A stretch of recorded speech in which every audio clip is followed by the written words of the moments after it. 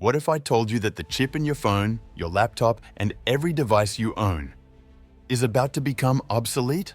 China just broke the most fundamental rule in computing. They've started producing chips that don't use silicon at an industrial scale, and this isn't some distant future concept. Pilot manufacturing starts in June 2026. That's 5 months away. This could be one of the most significant potential shifts in semiconductor technology since the invention of the transistor itself. And most people have no idea it's happening. Let me explain why this changes everything. For the past 70 years, nearly every chip ever made has been built on one material: silicon. Why silicon? 3 simple reasons. It's everywhere, it's cheap, and we figured out how to make it incredibly pure, perfect for mass production. This led to something you've probably heard of called Moore's Law. Back in 1965, Gordon Moore predicted that the number of transistors on a chip would double every 2 years. And for decades, he was right. Computers got faster, smaller, and more powerful like clockwork.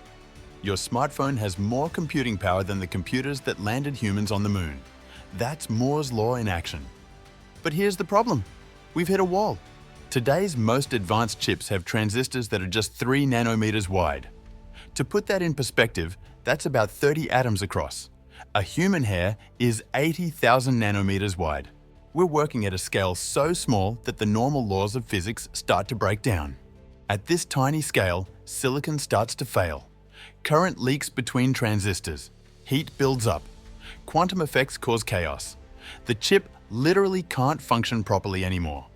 Engineers have been finding workarounds, but everyone in the industry knows the truth. We're running out of road. Moore's Law isn't a law anymore. It's a memory. So what happens now? While everyone else was trying to squeeze more performance out of dying silicon technology, China made a different bet. They went looking for a replacement, and they found it in a material called molybdenum disulfide. I know, sounds like something from a chemistry textbook, but stay with me because this is where it gets interesting. Unlike silicon, which is a 3-dimensional crystal, molybdenum disulfide is a 2-dimensional material. It's only a few atoms thick. Think of it like graphene's lesser-known cousin. This ultra-thin structure gives it superpowers that silicon simply cannot match. First, electrons move through it more efficiently.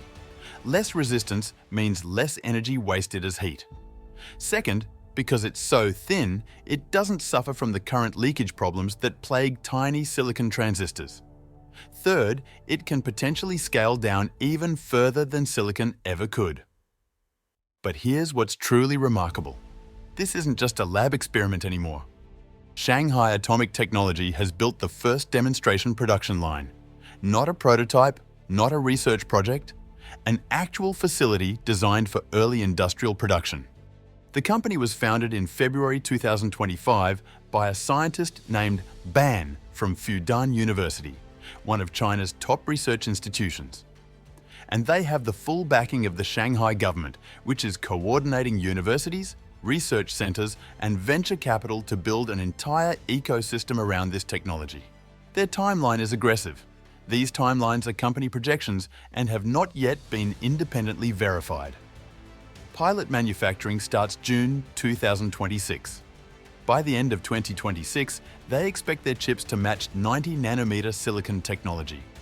By 2027, they're targeting 28 nanometers, and by 2029, they claim they'll reach performance equivalent to 5 nanometer and even 3 nanometer silicon chips. If they pull this off, it's not just impressive, it's revolutionary. Let's talk about what they've already achieved. Their current chip is a 32-bit processor with 5 Biegler 900 transistors. Now, your phone has billions of transistors, so 5 Biegler 900 might sound pathetic. But context matters. This is the first functional processor ever made entirely from 2-dimensional materials. And it works. It can perform complex arithmetic operations, interface with external memory and data at gigabyte scales, and run real programs. More importantly, it's proof of concept. It proves you can manufacture these chips at scale, not just make one in a university lab. The real advantage isn't raw computing power yet. It's efficiency. Because molybdenum disulfide generates so much less heat and wastes so much less energy, these chips are perfect for applications where power consumption matters more than brute force performance. Think artificial intelligence accelerators, edge computing devices, sensors, IoT systems, embedded processors. AI training already consumes absurd amounts of electricity. Data centers are struggling with cooling costs. A chip that does more work with less energy could be a game changer in those fields. And here's something most people miss. This isn't just about making faster computers. It's about making computing possible in places where silicon simply can't work anymore. China isn't alone in this search for silicon alternatives. Samsung announced plans to replace silicon with glass substrates in chip packaging by 2028. In the United States, researchers are experimenting with carbon nanotube transistors. India is investing heavily in two-dimensional material research. Silicon carbide and gallium nitride are already replacing silicon in power electronics and high-frequency applications. Everyone sees the same problem. Everyone's racing toward different solutions. But China has done something nobody else has managed yet. They've gone from research to early industrial production. That's the real breakthrough here.